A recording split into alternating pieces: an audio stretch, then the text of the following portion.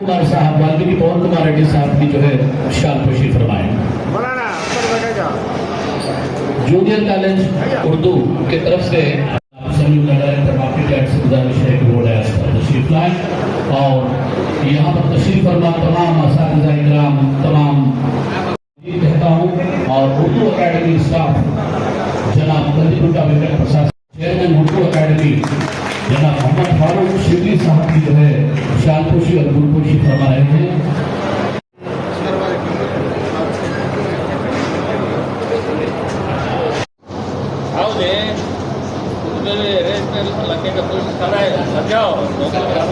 जनाब निसार यासीन साहब से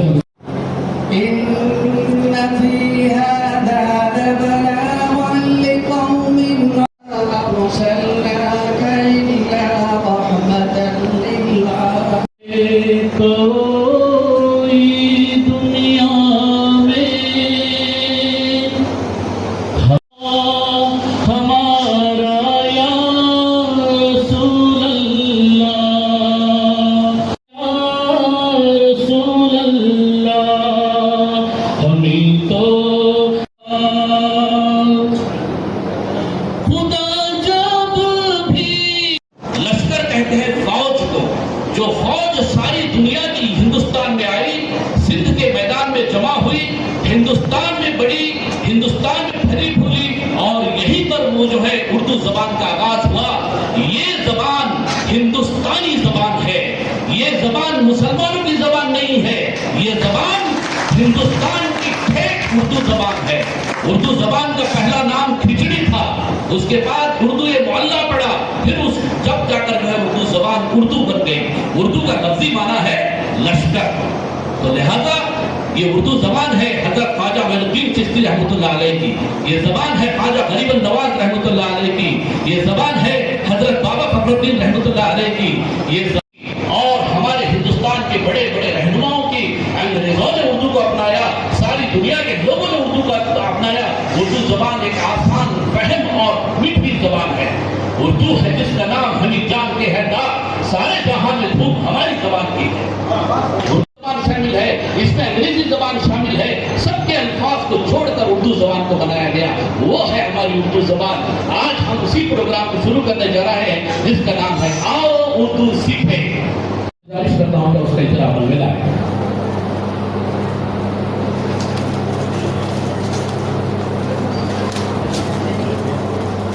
हमारे AP state Urdu academy chairman Shri agent Farooq साहब के जेर निगरानी जेर फारूक शिबली साहब के जरिए से इस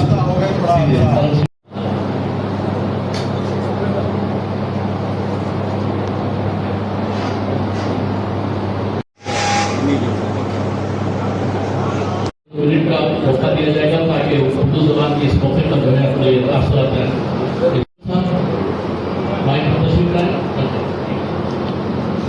और मैं आओ उर्दू सीखे కార్యక్రమానికి ముఖ్య అతిథిగా వచ్చేసిన మన ఉర్దూ అకాడమీ మన సహోదరులు సహోదరిమణులకు నేను ప్రత్యేకంగా ధన్యవాదాలు అర్పిస్తున్నాను. పత్రికా విలేకరులు కూడా అదేవిధంగా నమస్కారాలు తెలియజేస్తున్నాను. ఈరోజు మన తెలుగుదేశం పార్టీలో ఆవో ఉర్దూ సీఖే అనేది కొత్త కార్యక్రమము మన ఉర్దూ అకాడమీ చైర్మన్ గారు తీసుకొని వచ్చారు. అయితే దీనికి అంతటికీ కారణం మన ముఖ్యమంత్రి నారా చంద్రబాబు నాయుడు గారు. ఎందుకంటే ఇప్పటి నుంచి కాదు, మన తెలుగుదేశం పార్టీ అంటేనే ముస్లింల కోసం రెండు కళ్ళలా భావించి ముస్లింలకు ప్రత్యేకంగా ఫైనాన్స్ కార్పొరేషన్ అయితేనేమి, అదేవిధంగా ఆ రోజు నుంచి ప్రత్యేక దుంబా అనే కార్యక్రమం అయితే ఇలాంటి ప్రత్యేకంగా ముస్లింల కోసం కార్యక్రమాలు చేసి వాళ్ళకు ఇండ్లు కానీ అదే విధంగా రేషన్ కార్డుల పైన లోన్లు కానీ ఆ రకంగా ఇచ్చి ఆదుకున్న మహానాయకుడు మన ముఖ్యమంత్రి నారా చంద్రబాబు నాయుడు గారు అని చెప్పేసి ఈ సందర్భంగా నేను తెలియజేస్తున్నాను. ఇప్పటివరకు మలిక్ టీచర్ గారు చెప్పారు, ఏమని చెప్పారంటే 97లో ఉర్దూ డిఎస్సి తీసుకొని వచ్చి ఈరోజు మన ముస్లిం సహోదరుల ఇళ్లలో 10 చదివి టీటీసీ చేసిన వారికి ప్రత్యేకంగా వాళ్ళకు టీచర్ ఉద్యోగాలు వచ్చాయి. అయితే ఒక ఇంటికి దీపం అన్నట్లు ఒక్కొక్క ఇంటిలో ఒక్కొక్క ఉద్యోగస్తులందుకు ఈరోజు వాళ్ళ ఇల్లు చాలా సుఖ సంతోషంతో ఉంటాయి అని కూడా నేను భావిస్తున్నాను. అదేవిధంగా ఆ రోజు ఉమ్మడి ఆంధ్రప్రదేశ్లో ఉర్దూని రెండో భాష చేసి ఆటంకత కూడా మన తెలుగుదేశం పార్టీ మన ముఖ్యమంత్రి నారా చంద్రబాబు నాయుడు గారు అని చెప్పేసి ఈ సందర్భంగా చేస్తున్నాను. ఈరోజు ఉర్దూ సీఖో అంటే ఉర్దూకి అంత ప్రత్యేకత లేదు. ముందు డిఎస్సి ఇచ్చిన తర్వాతనే ఉర్దూకి ఒక ప్రత్యేకత వచ్చింది. ఉర్దూ చదువుకోవాలంటే ఎక్కడో ఒక మద్రసా పెట్టుకోనో లేదంటే ఏదో ఒక మహిళ బి అని చెప్పేసి వాళ్ళు కూర్చొని ఆడబిడ్డలు కానీ మగబిడ్డలు కానీ చదివించేవాళ్ళు. ఉర్దూ చదివితే ఏమొస్తాయి, ఉద్యోగం రావు అనేవాళ్ళు. కాబట్టి ఈ కాన్వెంట్లలో ఈ స్కూళ్ళలో చదివి ఉర్దూ ఏదో మన సాంప్రదాయబద్ధంగా 5 పూట్ల నమాజ్ చదువుకోవాలి, ఖురాన్ చదువుకోవాలి అనే మా మత విశ్వాసాలను బట్టి ఉర్దూ నేర్చుకునేవారు. ఈ రోజు ఆ రకంగా లేకుండా కాలేజీలోనే ఒక సెక్షన్ పెట్టి ఉర్దూని ప్రత్యేకంగా ఉర్దూ చదివే వాళ్ళకు రెండో భాషగా ఉర్దూ తీసుకొని ఈరోజు చదవచ్చు. ఉర్దూ చదువుకునే వాళ్ళకు ఉద్యోగాలు రావడానికి కానీ డిఎస్సి పెట్టి ఆ రోజు ఉద్యోగాలు కల్పించడమే కాకుండా ఈరోజు బిఏలు ఎంఏలు చదవడానికి కానీ ఈరోజు అబ్దుల్ కలాం ఆజాద్ అని చెప్పేసి పెద్ద యూనివర్సిటీ పెట్టారు. అదేవిధంగా ఈరోజు కర్నూలులో కూడా ఒక యూనివర్సిటీ స్థాపించడానికి అన్ని ప్రయత్నాలు జరుగుతున్నాయి. యూనివర్సిటీ ఆడ కూడా ఒక యూనివర్సిటీ వచ్చింది. అదేవిధంగా మన పిల్లలు చదువుకోవడానికి ఈరోజు ఐఏఎస్ కానీ ఐపీఎస్ కానీ చదవాలంటే వాళ్ళకు ఫ్రీ కోచింగ్ ఇవ్వడం అయితేనేమి, విదేశీ విద్యకు వాళ్ళు వెళ్తామంటే వాళ్ళకు ప్రత్యేకంగా బ్యాంక్ లోన్లు కానీ వాళ్ళకి ఇచ్చి ఆదుకుంటున్న ప్రభుత్వం ఏకైక ప్రభుత్వం మన తెలుగుదేశం పార్టీ ప్రభుత్వం అని చెప్పేసి తెలియజేస్తున్నాను. అదేవిధంగా మన ముఖ్యమంత్రి నారా చంద్రబాబు నాయుడు గారు అని చెప్పేస్తున్నాను. అదేవిధంగా లోకేష్ బాబు గారు ఆ రోజు పాదయాత్రలో చెప్పిన విధంగా ముస్లింలకు నేను అండగా ఉంటాను, ఎక్కడ ఎలాంటి అవాంఛనీయ సంఘటనలు జరగనివ్వనని చెప్పి ఆ రోజు వైసీపీ ప్రభుత్వంలో ముస్లింల పైన ఎన్నో దుర్ఘటనలు జరిగాయి. ఆస్తులు తీసుకున్నారు, ప్రాణ నష్టం జరిగింది, ఆత్మహత్యలు చేసుకున్నారు, ఆడబిడ్డల పైన అత్యాచారాలు జరిగినాయి. అన్నిటికీ రూము మాపి ఈరోజు మన లోకేష్ బాబు గారు అందరికీ నేనున్నాను అని చెప్పేసి ఎక్కడో విదేశాల్లో మహిళలు రాలేకపోయి అన్నా మేము ఇక్కడ ఇరుక్కున్నామన్నా కానీ వాళ్ళకు బాగా లక్షణంగా వాళ్ళకు ఇక్కడికి ఇండియాకి పిలిపించుకొని అంత సహాయ సహకారాలు నేను ఉన్నాను అనేది తెలియజేస్తున్నారంటే మన భవిష్యత్తుకు కాబోయే నాయకులు నారా లోకేష్ బాబు గారు అని చెప్పేసి తెలుగుదేశం పార్టీలోని ముస్లింలకు ఒక ఏదైనా కానీ సంక్షేమ కార్యక్రమాలైనా కానీ అభివృద్ధి కానీ జరుగుతుండేది అని చెప్పేసి ముస్లింలు ఇది కూడా గుర్తు పెట్టుకోవాలి. ఈ రోజు మనకు చదువుకోవడానికే కాదు, ఉండడానికే కాదు, ప్రతి ఒక్క విషయంలో మేము ఉన్నామని చెప్పేసి ప్రభుత్వ సహాయ సహకారాలు అందిస్తూ ఉంది. ఎప్పుడు మేము కృతజ్ఞత వాళ్ళకు ఉన్నప్పటి ఉందామని చెప్పేసి ఈ సందర్భంగా మీ అందరి తరఫున నేను తెలియజేస్తున్నాను. ఈ అవకాశం ఇచ్చిన వారికి ధన్యవాదాలు చెప్పారు. ఏదైనా ప్రభుత్వం ఉంది, ఏదైనా నాయకుడు ఉన్నాడు మైనారిటీల సంక్షేమం కోసం అంటే అది ఒక చంద్రబాబు నాయుడు గారే అని చెప్పి ఇప్పుడే చెప్పడం జరిగింది. ఎందుకంటే ఉర్దూ అకాడమీ అంటే ఇక్కడ హైదరాబాద్ లో మేము పోయి చూసాము 30 ఏళ్ళ ముందు. పాన్మిడ తాగడము, పాన్మిడ తినడము, చుక్కుని ఉంచుకుంటా పోవడం తప్ప ఆ ఎక్కడ చూసినా కూడా మెడికల్ పై నుంచి కింది వరకు పాన్మిడ తిన్న ఒక ఇదే తప్ప వేరే ఎందుకు కనబడదు. తెలుగుదేశం పార్టీ ప్రభుత్వంలో ఉర్దూ అకాడమీ అంటే ఇది. ఉర్దూ అకాడమీ అంటే ముస్లిం మైనారిటీల సంక్షేమం కోసం, ఉర్దూ కోసం పాటుపడే ఒక సంస్థ అని తెలియజేసినటువంటి సిప్పి గారికి ప్రత్యేక ధన్యవాదాలు తెలియజేసుకుంటున్నాం. అదేవిధంగా ఉర్దూ అకాడమీనే కాదు, అదేవిధంగా మన రొప్పాన్ని కూడా ఒక కార్యరూపంలో దాచి హజోస్లో అయితేనేమి, అలాగే ప్రీ మెట్రిక్ ఎడ్యుకేషన్ విద్యార్థులకు ఫ్రీ కోచింగ్ ఇచ్చి ఐఏఎస్ ఐపీఎస్ ఇలాంటి కార్యక్రమాలు పేద మైనారిటీ విద్యార్థుల కోసం ప్రవేశపెట్టినటువంటి ప్రోత్సాహమైన పథకానికి మనమందరం చంద్రబాబు నాయుడు గారికి కృతజ్ఞతగా ఉండాలి. రానున్న రోజుల్లో మనమందరం మా గౌరవ ముఖ్యమంత్రి వర్యులు శ్రీ నారా చంద్రబాబు నాయుడు గారికి కదిలో మా కన్నికుంట వెంకట ప్రసాద్కి సహకారం అందించాలని కోరుకుంటూ ఈ అవకాశం ఇచ్చిన మీ అందరికీ ధన్యవాదాలు. Thank you sir.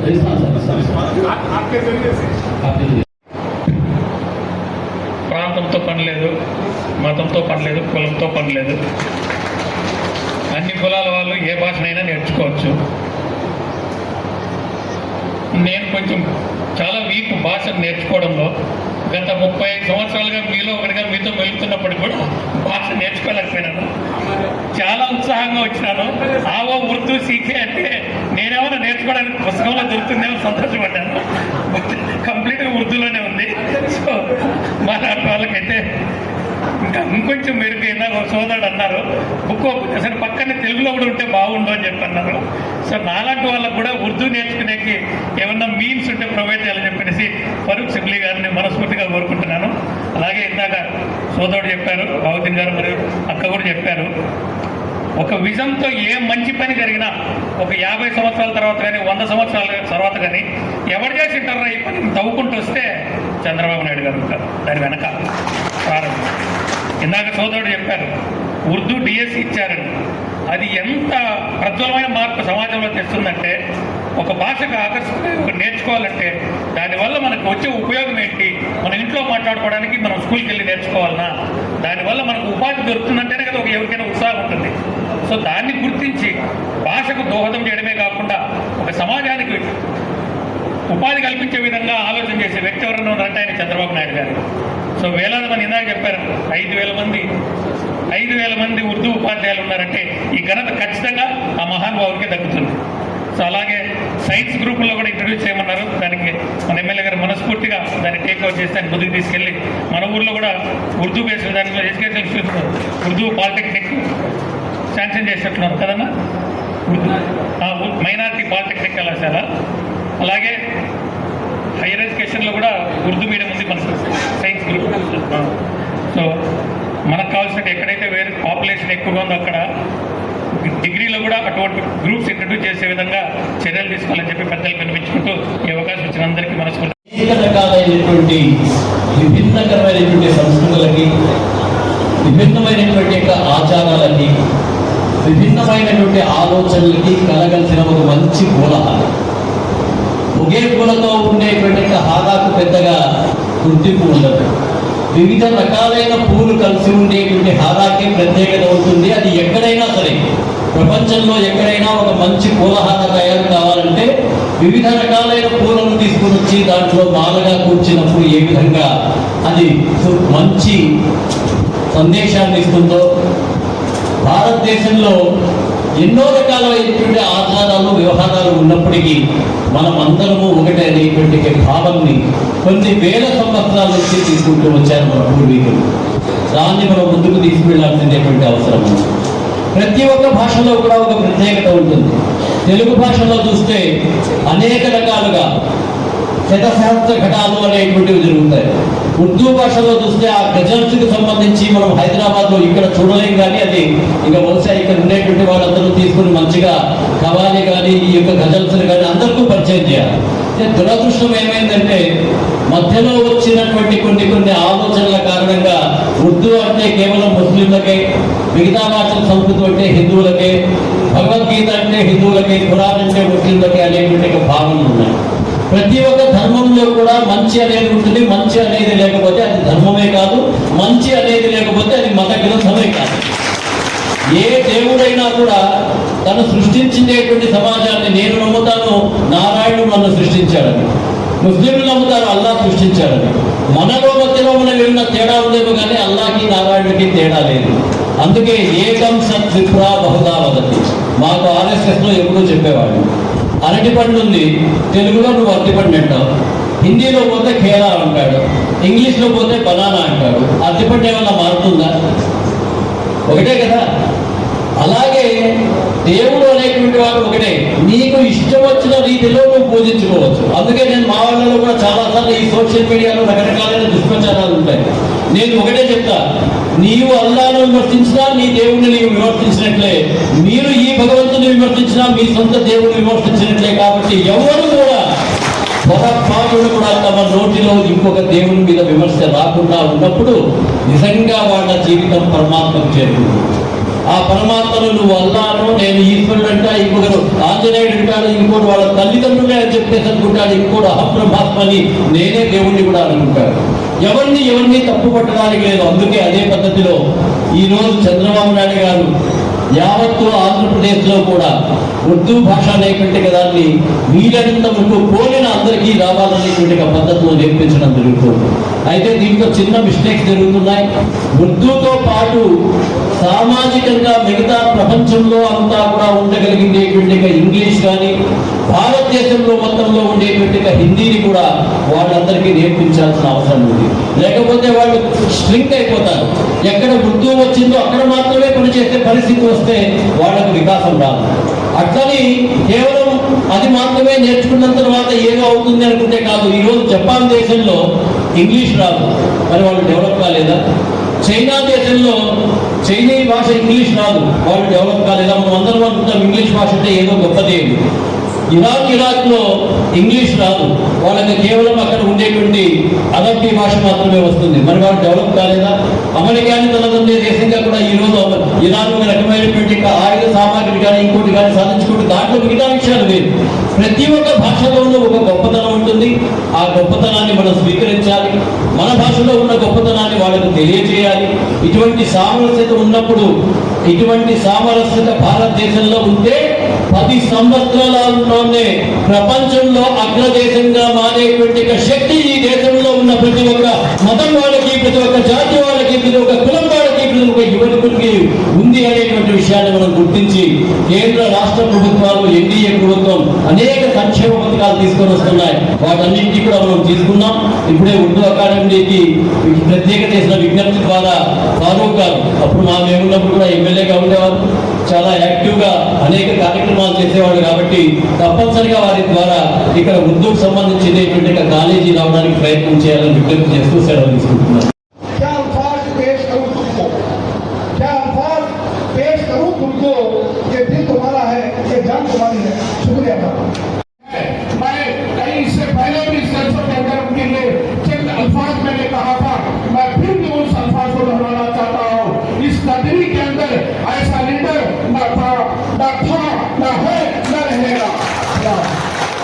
రాష్ట్రంలోని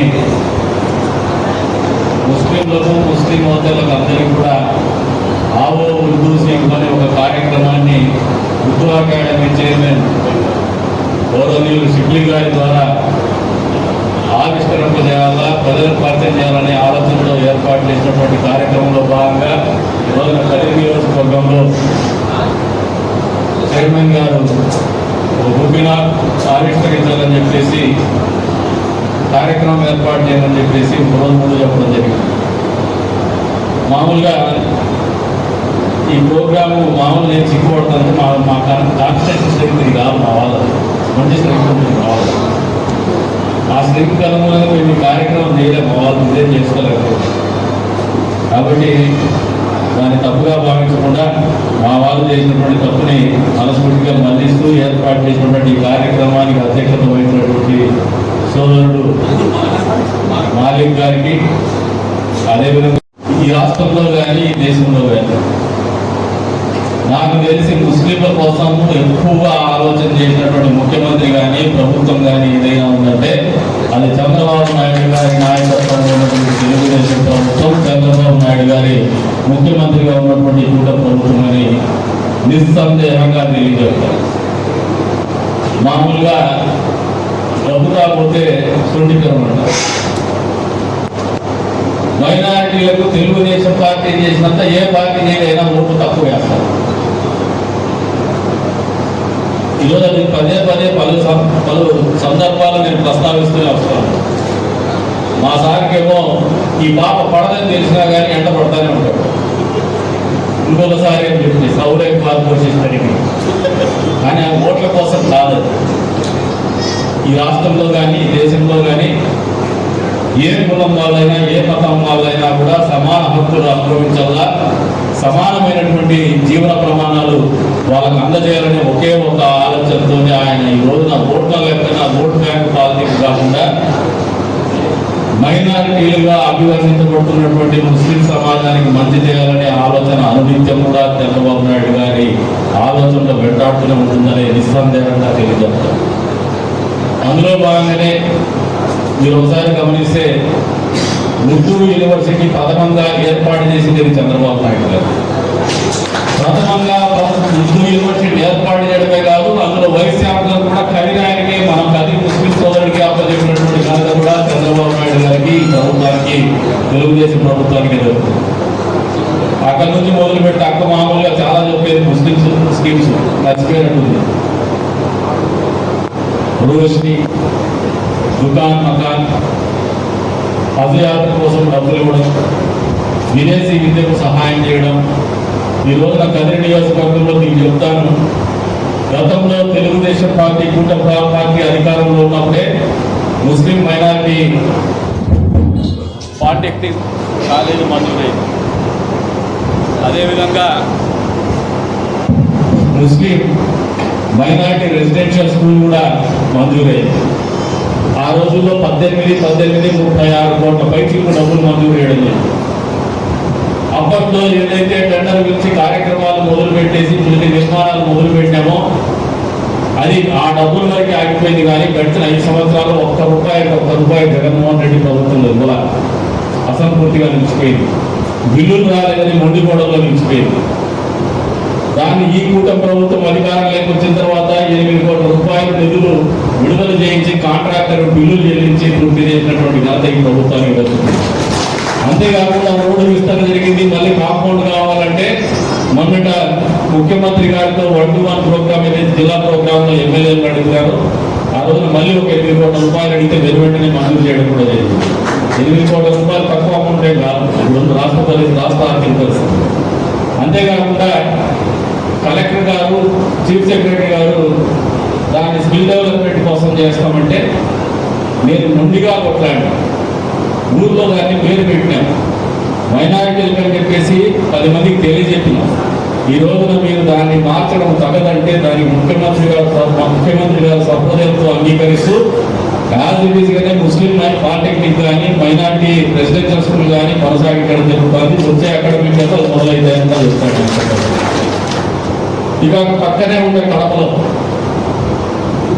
హజ్ హౌస్ చంద్రబాబు నాయుడు గారు కడితే అసంపూర్తిగా ఉన్నటువంటి భవనంలో అసాంఘిక కార్యక్రమాలు నెలకొల్పే విధంగా పరిపాలన కొనసాగించినటువంటి ఘనత జగన్మోహన్ రెడ్డి వస్తుంది. దాన్ని మళ్ళీ పూర్తి చేసే బాధ్యత చంద్రబాబు నాయుడు గారికి వదిలేసిపోతారు. ఇందాక సోదరుడు పవన్ గారు చెప్పినారు, ఈ రాష్ట్రంలో ఏ ఒక సంక్షేమం కానీ అభివృద్ధి కానీ లేదంటే రాజకీయ పార్టీల మనుగడ కానీ చూస్తే భూమి గుండ్రంగా ఉందన్నట్టు తిరిగిపోయేసి చంద్రబాబు నాయుడు గారి కాళ్ళ దగ్గరే అవుతారు. ఈరోజు ఏ పార్టీలు పరిపాలన చేస్తున్నా కూడా తెలుగుదేశం పార్టీ నుంచి పోయినటువంటి నాయకులే ముఖ్యమంత్రులు గాను ప్రతిపక్ష నాయకులుగా ఉన్నటువంటి పరిస్థితి. అంతకుమించి వేరే వాళ్ళు ఎవరు లేదు.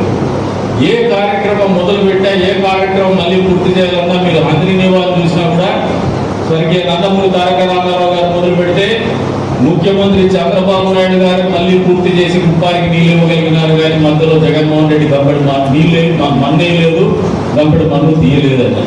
ఇది వాస్తవం. అయినప్పటికీ మా నవాబులు మారండి అయ్యా, చంద్రబాబు నాయుడిని ప్రేమించండి, ఆయన ఎంత వస్తాను మనసు మార్చుకోండి.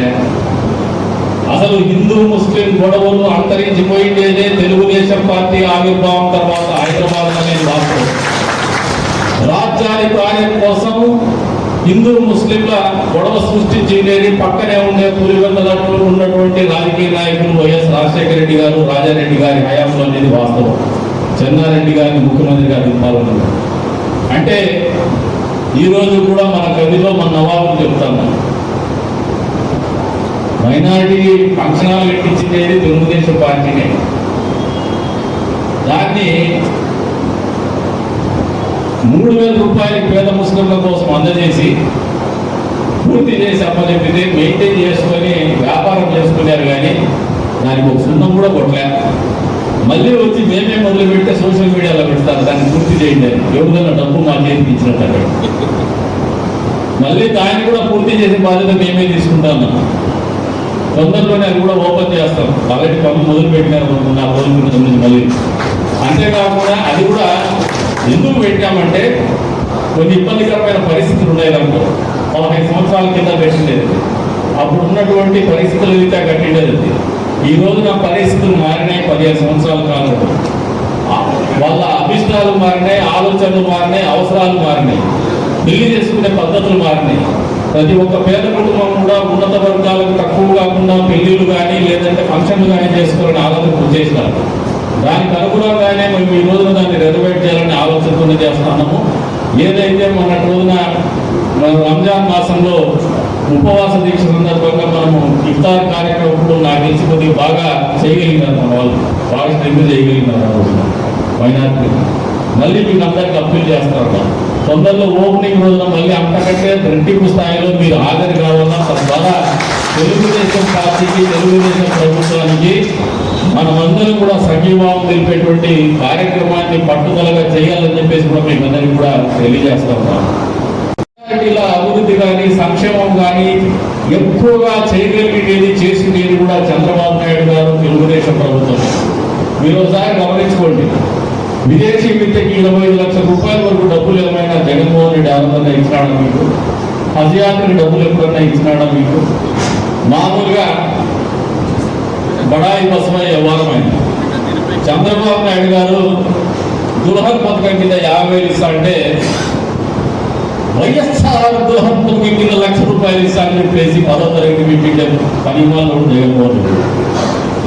మంత్రికేమో 10వ తరగతి అవసరం లే, ఎమ్మెల్యేలకి 10వ తరగతి అవసరం లే, మా మున్సిపల్ చైర్మన్కి 10వ తరగతి అవసరం లే, కానీ పెళ్లి చేసుకునే పేద ముస్లింలకు మాత్రం 10వ తరగతి ఒక కండిషన్ పెట్టి మిమ్మల్ని అందరినీ మోసం చేసినటువంటి ఘనత జగన్మోహన్ రెడ్డికి దొరుకుతుంది. వైఎస్ఆర్ దుల్హన్ పథకం అని చెప్పేసి పేదోళ్ళ గురించి 50,000 రూపాయలు కూడా నోట్లో మట్టి కొట్టి అని కూడా పదే రోడ్డు ఎక్కితే 5వ సంవత్సరంలో ఆ మాట చెప్పాడు, 4 ఏళ్ళు చెప్పలే.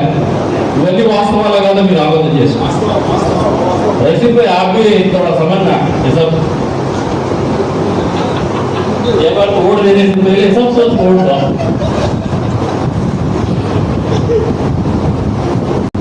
శుద్ధి గారు చెప్తున్నారు, నేనే చెప్పినప్పుడు మా వంద రోడ్లకి చాలాసార్లు గతి కూడా పోరాడినాము. వాళ్ళు కూడా కోర్టులో కేసేసి ఫైట్ చేసిన తర్వాతనే మిగతా 5వ సంవత్సరంలో కూడా ఆయన చిలకపల్లి పలికినాడు.